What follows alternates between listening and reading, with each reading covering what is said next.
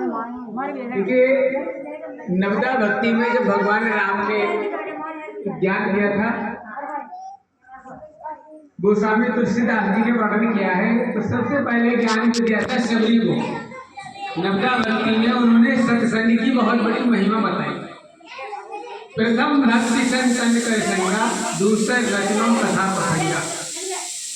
सत्संग में जाने के बाद कहते हैं का तो हो कि बकह मराला, बगुला हंस हो जाते हैं तो वह कोयल हो जाती है। और अनगढ़ जीवन कहते हैं ना, अंगुली मार से लेकर बहुत सारा शास्त्रों में व्याख्यान पड़े हुए हैं। तो उसमें एक सेठ जी थे, बड़े कंजूस थे और माया में इतना लिप्त गए थे, उनको पैसे के अलावा कुछ दिखाई नहीं देता। एक ही बच्चा उनका था और बच्चों को उन्होंने सच हिदायत दे दी थी कि यदि कहीं सत्संग हो तो कानों में रुई लगा के निकलना। जान रहे थे अगर ये सत्संग में पहुंच जाएगा, भक्त बन जाएगा, ईमानदार बन जाएगा और इसका उद्धार हो जाएगा, तो ये हमारा जो बिजनेस है, कारोबार है, ये सारा का सारा बेकार हो जाएगा। तो ऐसा बताया था उसके पापा जी ने, बोले कभी भी आप मंदिरों में मत जाना, सत्संग हो वहां पे मत जाना। यार भूल से सत्संग में यदि जाओ, अगर मिल जाए तो आप कानों में रुई जरूर लगा लेना। एक दिन की बात है, तो सेठ जी ने अपने बच्चे को भेज दिया कि जाओ उदयपुर से आपको तगादा करके ले आना, वसूली करके लाना है।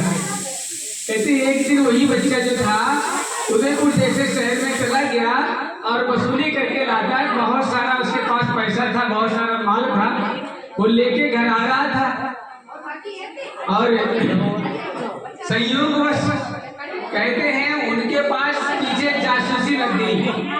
जासूसी लग गई तो चोरों ने देखा इस जो शेर का जो बच्चा है बहुत सारा वसूली करके माल लेके आ रहा है, जेवर लेके आ रहा है, धन लेके जा रहा है, किसी कारण से इसको लूटना है, इसको बांध के डाल देंगे, लूटना, किसी भी तरह का भय दिखाकर, डर दिखाकर इसका धन को लूटना है।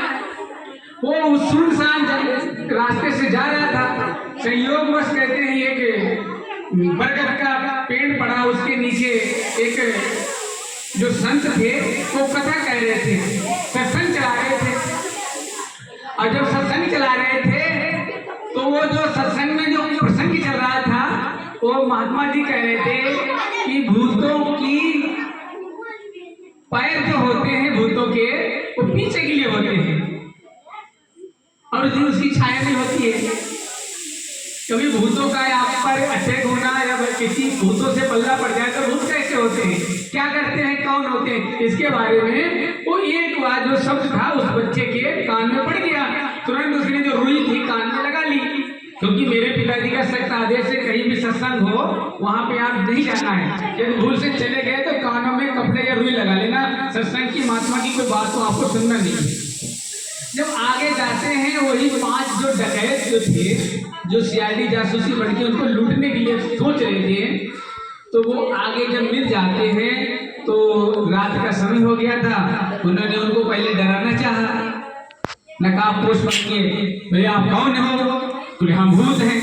झाड़ी में भूत बनकर सोचा एक कमजोर दिल वाला है, माल डाल के पैसा डाल के छोड़ के भाग जाएगा और अपन ये माल को लेके रफू चक्कर हो जाएंगे। उन्होंने कहा कौन हो? बोले हम भूत हैं। अब इतना जब कहा तो महात्मा जी की जो बात थी उसके कान में पड़ गया था एक शब्द कि भूत होते हैं, कैसे होते हैं, क्या करते हैं। उन्होंने देखा है भूतों की छाया में होती है और भूतों के जो पैर हैं वो पीछे के लिए होते हैं, लेकिन इनके तो पैर आगे के लिए हैं। इनके तो जो पैर हैं वो आगे के लिए हैं, इनकी छाया भी है। वो इतना कहा, महात्मा जी का एक विचार जो शब्द था उसने तुरंत अपना हथियार निकाला कि सालों तुम भूत नहीं तुम नकली भूत हो। कहते हैं चोरों का, अगर चोर की दाढ़ी में तिनका, चोरों का अंदर दम क्या है, वो भाग खड़े हुए। जब भाग खड़े हो गए तो वो कहते हैं उस सेठ का जो बच्चे का जो धन जो था, माल जो था, वो बच गया। जो बच गया उसने आप बीती अपने पिताजी को बताई कि पिताजी इस महात्मा जी के सत्संग में यदि एक बात ना हमारे कान में पड़ती तो आज तुम्हारा जो धन जो था, ये चोर जो लुटेरे जो बदमाश मिले थे वो लूट लिया।